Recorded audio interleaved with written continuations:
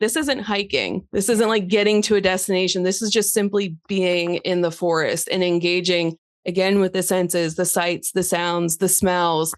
And it's not a physical exercise. It's about connecting with nature and promoting relaxation and stress reduction. Welcome to the Soaring Child podcast, where parents of children with ADHD learn tips and tricks to help their child soar at home, at school, and in life. We feature interviews with experts, medical professionals, and parents just like you who are learning how to reduce ADHD symptoms using food and other natural strategies. Because children with ADHD deserve to soar just like every other child. I'm Dana Kay, your host. Hello parents, this is Dana Kay here with another edition of the Soaring Child podcast.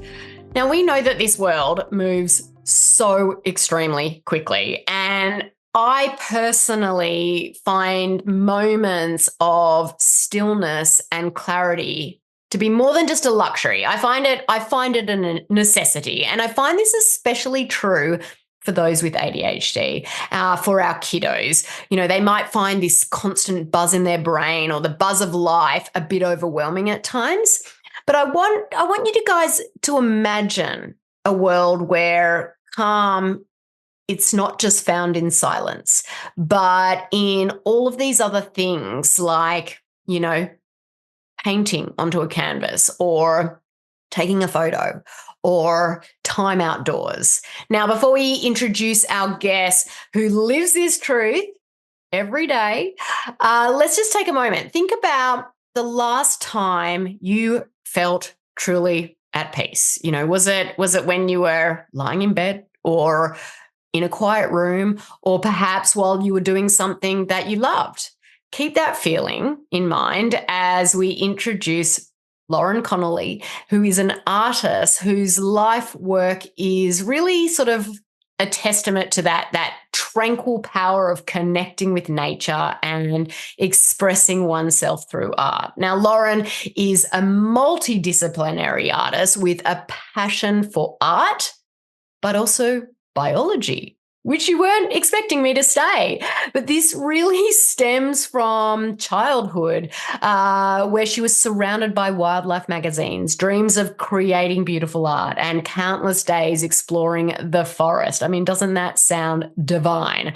Now, while pursuing a degree in maritime studies, again, you probably weren't expecting me to say that, she explored her artistic talents in watercolor, in photography, and then ultimately finding her niche. Now, despite initially being nudged towards a career in graphic design, Lauren's heart remained steadfast in her love for the natural world.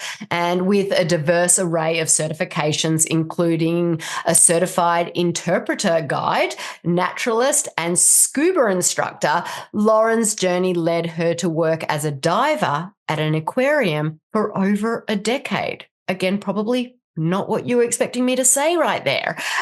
She orchestrated conservation trips, igniting a passion for ocean conservation in others. Transitioning from the aquarium during the pandemic, Lauren and her husband, John, founded JL Aerial Views, a fully FAA certified and insured drone company, which again, you probably weren't expecting me to say right there. Now, under this umbrella, Lauren's artistic endeavors flourish through Wild Development Studios, where her vibrant pieces celebrate the natural world through wildlife photography, watercolor painting, and nature journaling. Now, new in 2024, Wild Development's podcast aim to inspire people to connect with nature through storytelling and visual arts. So guys, listeners, now it is time to welcome Lauren Connolly to the Soaring Child podcast. Hi, Lauren. Thank you so much for joining me. Thank you so much for having me on and that lovely introduction. It was amazing. Like, I think that each part of the introduction was just a surprise. So that in itself was amazing. But I'm really excited to have you on the podcast today, because this is a topic that we haven't explored. And, you know, we've talked about art therapy and things like that, but that's not what we're going into today. We're really going to talk about that nature aspect and grounding. And a lot of listeners would have never heard of grounding. And so I'd love to start off with your definition of grounding and why it is so important for individuals with ADHD. So grounding is in the context of health and well-being. It refers to different practices and techniques aimed at reconnecting individuals with the present moment, with their bodies, and with the natural world. The concept is based on the idea that our modern lives, we have so much stress, so many notifications going off all the time with technology, and it totally disconnects us from our physical selves and the environment. And this leads to health issues, stress, anxiety, and physical ailments. And there are several grounding techniques designed to counteract with this disconnect and help promote a sense of balance, calm, and vitality. Yeah, look, I'd never heard of grounding back in the day, and probably people sort of find the concept a little bit funny when you think about it. But I think it's so important to bring us back to really where we came from. I mean, at the end of the day, we didn't come into this world living in a house, sitting at a desk. We came into this world, into nature, didn't we? Yeah, absolutely. And a lot of these things are like grounding and forest bathing. They're kind of like buzzwords now. These are things that we've been doing for centuries that we've become so disconnected from it that we're finding words to put to them, to define them, and to kind of get back to the way we used to be. 100%. Curious, asking you a question here. Personally, how did you come across grounding yourself? Like, why was it what brought it to the forefront of your mind? Gosh, well, in 2020, it was a particularly bad year for me, as it was for a lot of people. And I spent a lot of time in nature doing the wildlife photography and watercolor painting. And it was so incredibly healing. And it just helped to calm my brain. I have ADHD too. So doing these things outside in nature, it just felt so peaceful. So my mission through Wild Development Studios has been to share this experience of healing and stress reduction and connection with everyone. And the past couple of years, I'm like, okay, I'm doing these things like photography and watercolor painting, but why are these activities so beneficial? So that's when I started studying them more, and I looked into the health benefits and became certified in nature therapy and forest bathing and art therapy. I know, so we're not talking about that today, but so I'm trained in guiding people through these activities to have them achieve these health benefits. And so I'm not a therapist. Don't seek medical advice through me, but I can help guide through different activities to get you grounded and experience all the wonderful things our natural world has to offer. Yeah, well, thank you for sharing that, you've been diagnosed with ADHD yourself. And so, I think that you've got that great personal perspective on how grounding can be so beneficial. What are some of the common challenges that people with ADHD face, or you faced when you first started, when it comes to sort of staying grounded and, present in this current moment? So, gosh, staying grounded. It took me a long time. It took me 17 years to graduate from college. And that's because I was bouncing around on so many different studies, and, I would do really well. And then I'm like, this doesn't interest me anymore. And all of a sudden I'm failing. I'm like, I know this stuff. Why am I failing? And it was around halfway through my college career that I finally went and got diagnosed with ADHD. I'm like, oh my gosh, this makes so much more sense now. So things that I've struggled with, even when I'm trying to ground, is obviously that attention is a little bit difficult in staying focused on what we're trying to do when we're grounding. That cell phone is so easy to just, it buzzes and you reach for it, and then you just fall down that rabbit hole of distraction and hitting those dopamine, get those dopamine hits with all these fun things online.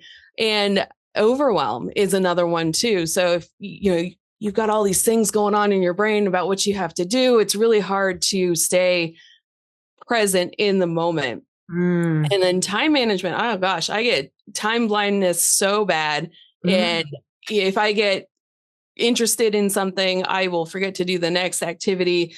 So grounding is kind of an exercise. The more you do these things, the more you're going to train your brain and be in touch with your brain as far as getting the attention and focus that you need. Yeah, I think it's actually a great, not only it has all these health benefits, but I actually think it's a really good training tool for people with ADHD to help with their attention, help with their focus, help with reducing that overwhelm. So can you share some strategies or techniques for grounding that have been effective with you? Obviously, because you've got ADHD yourself, I think that others out there would find them beneficial too. So I've got 7 good ones that I like to do. So, and I'll describe a little bit about each one. So I will say, listeners, if this interests you, go off and get your piece of paper and pen so you can write them down, or you can just come back to this podcast and listen to it over and over again. But I think a piece of paper and a pen would work well. Yes. So we got 7. We got nature journaling, deep breathing, mindfulness, meditation, sensory grounding, forest bathing, play and exercise, and watercoloring. And so to explain a little bit about each one, with nature journaling, this technique involves going outside and observing the surroundings in nature with focused attention. So you're using all of your senses. You're using your sight, you're looking at the leaves on the trees, listening to the birds, smelling the way the dirt smells and the flowers and everything outside. So engaging all of your senses really helps. It's also a creative outlet, and it allows individuals to express themselves. You can write if that's what interests your child. You can draw, paint, mapping if they really like geography, math. There's no right or wrong way to do nature journaling, which is why it's so great for my ADHD brain, because I'm like, I have the freedom to do whatever I want out here as long as I am focused on something in nature, and you just keep redirecting your attention to nature. And I think that's great, because I think that, some days you may feel like writing, whereas other days you may feel like painting and so I think that it gives you that flexibility, doesn't it, to do what works for you at that time. Absolutely. And it also helps with the grounding by providing a way to channel your emotions and process the experiences going on and really getting connected with your inner self. You can also use journaling prompts and reflect on different exercises. It helps to encourage observation and feelings. And all of this helps to foster a deeper understanding of yourself and your relationship with nature and different insights. What's journaling prompts? So it depends on what you want to focus on. Right now out on my desk every morning, just so I get paint on a page, I have a sky study. So I have a little block and I draw paint what the sky looks like. And I write down the temperature, the time, the weather. And so that focus is on nature. And it just it's a 5-minute exercise. Yeah. And it makes me stop and look outside and enjoy my surroundings. There are different journaling prompts where you can focus on birds, for instance, the shape of the beak, what they're eating, what the sound is like. So they all help to guide where you're going in your nature journal. I think it sounds very much also incorporating like mindfulness, doesn't it, in a way, when you're like paying attention to the moment, but it's paying attention to the moment of that bird or the moment of that sky. I can see how calming and focusing that could be for someone.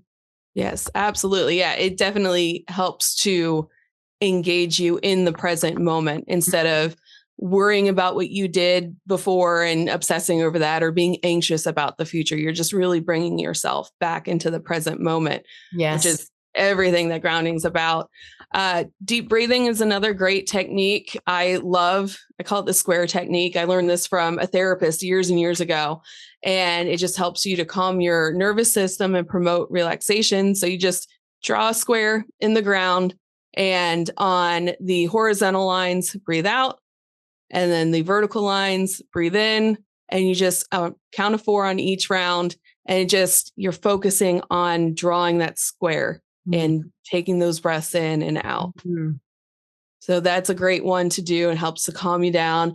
Mindfulness meditation, just focusing on the present moment without judgment. And anytime you feel yourself starting to, again, wander with your brain, just bring yourself back to your breathing. That helps.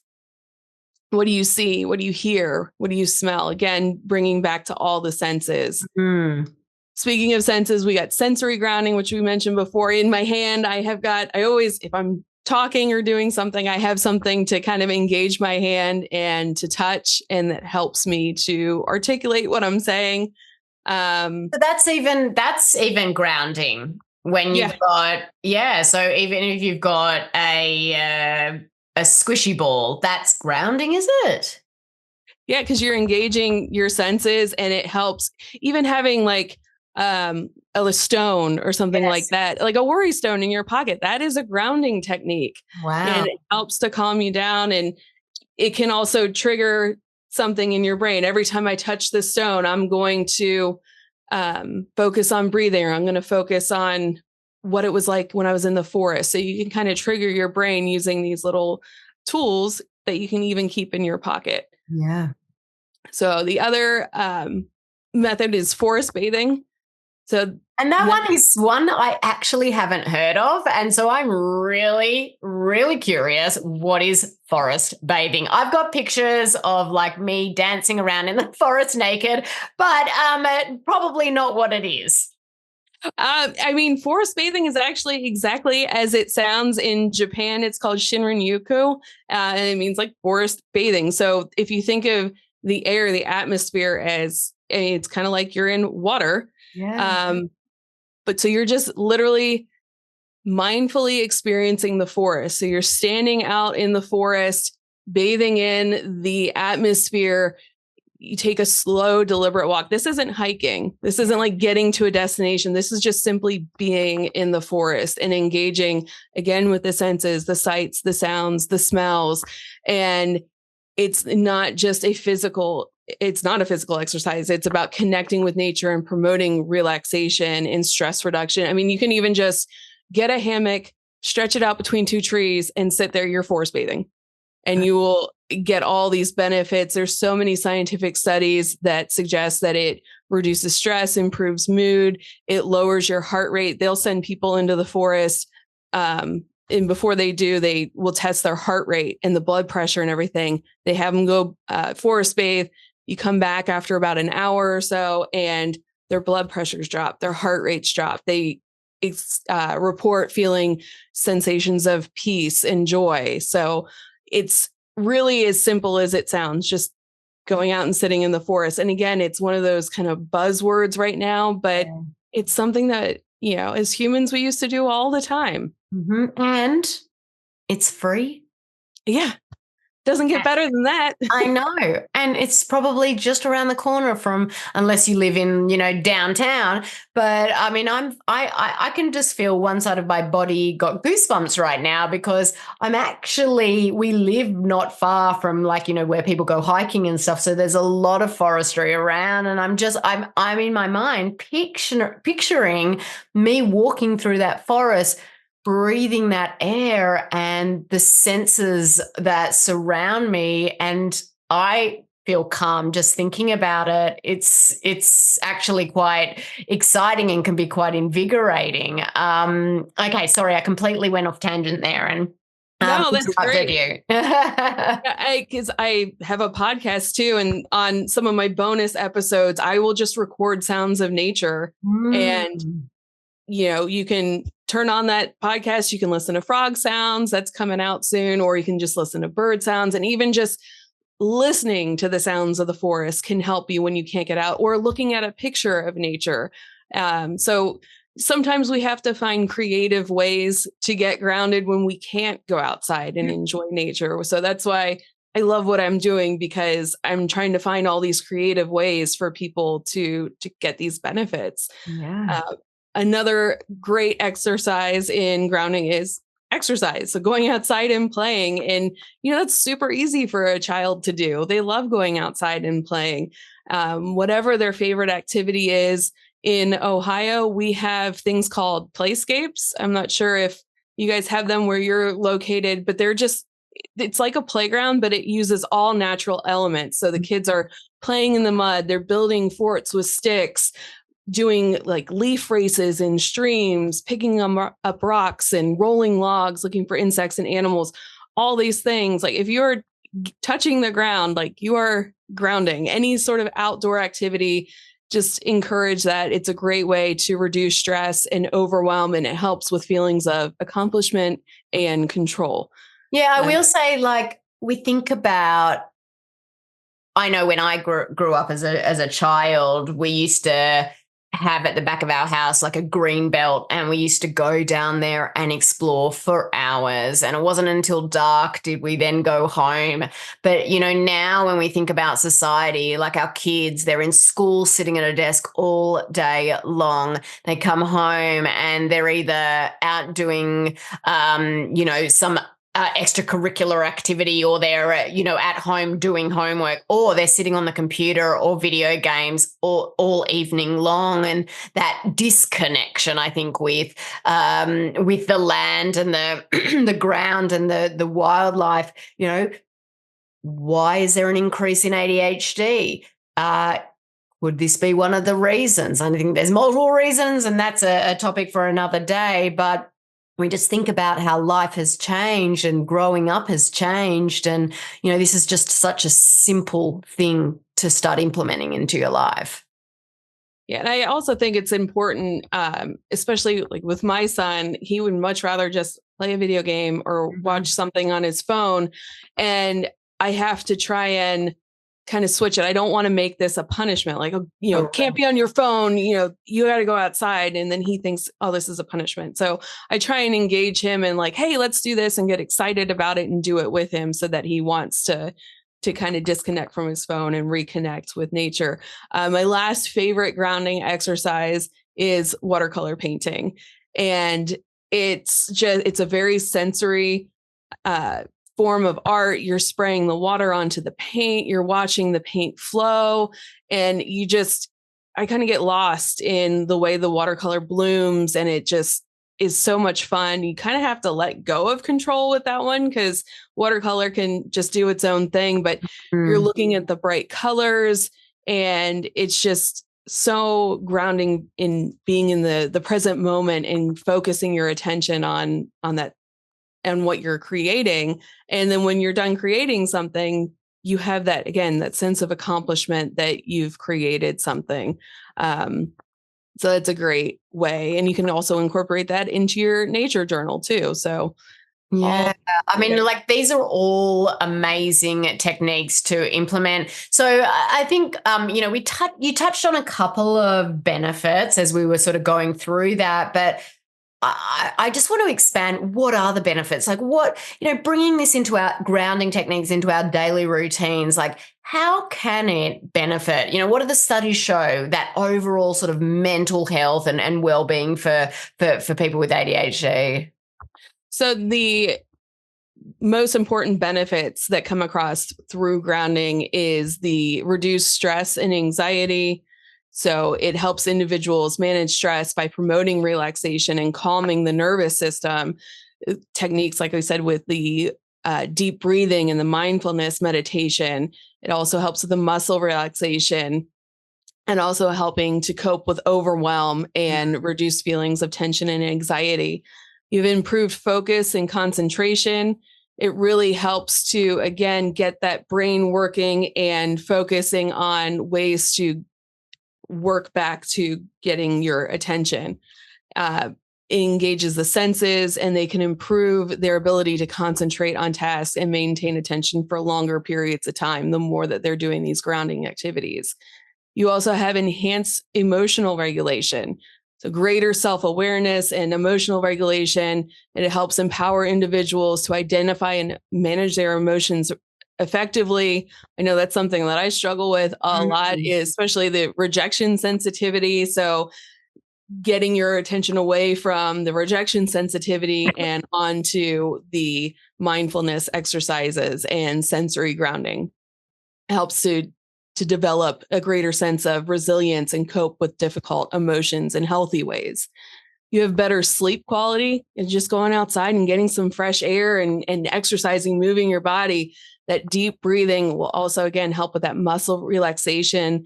You also have the visualization to help individuals unwind before bedtime, helping to stop the mind from wandering and bouncing around from one thing to the next, and just an overall sense of well-being and getting well rested. And you also have increased self-esteem and confidence. So again, boosting that self-confidence by being able to create something and achieve something really helps to manage the symptoms and navigate daily challenges. I mean, listen to all the benefits. Seriously. I mean, why wouldn't you start to bring this in on a daily basis? But I want to say also, and I want to bring it back to genetics, and I know that that's a funny thing to tie it back to, but I run a lot of genetic reports in my practice with the families that I work with, and we look at the mood and behavior genetics, and a lot of the kiddos, will have genetics that predispose them to that emotional dysregulation or those big feelings. And one of the best ways to overcome that is bring in daily practices that they enjoy, but also help with calming anxiety and being able to overcome, that emotional overwhelm. And so the best thing that we can do as parents is give that skill to a child when they're young. Because if you bring something into your daily life every day, it becomes your new normal. You take that into adulthood. And so, I have never been a big meditator. And that's because I started later in life, and I always struggled with actually meditating. I found it boring. My mind would wander and all of these things. But if you can bring that into the daily life of a child and get them to do it on a daily basis, that is a skill that they're taking into adulthood. And so if they are suffering with that emotional overwhelm as an adult, they're going to naturally go to that skill because they now have it. They have it. And so the best thing that we can do as parents is give them that skill at a young age. If my parents had taught me how to meditate when I was 7, 8, 9, 10, I may have known how to deal with that in my anxiety in my 20s when I really, really suffered badly with anxiety. And so, listing out all those benefits, it's a no-brainer. Now,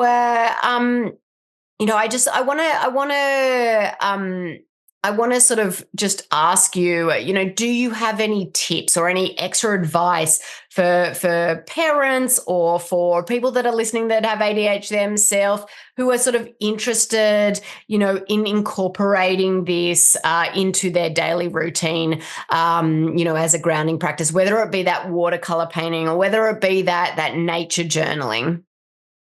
Start small, take baby steps. And I think what you said about having your kids, teaching them now as opposed to when they have to learn when they're adult is so important, because as adults, we expect to get it perfect the first time, or especially with art, people are so afraid to have an ugly painting. Who cares? Especially if it's just for you.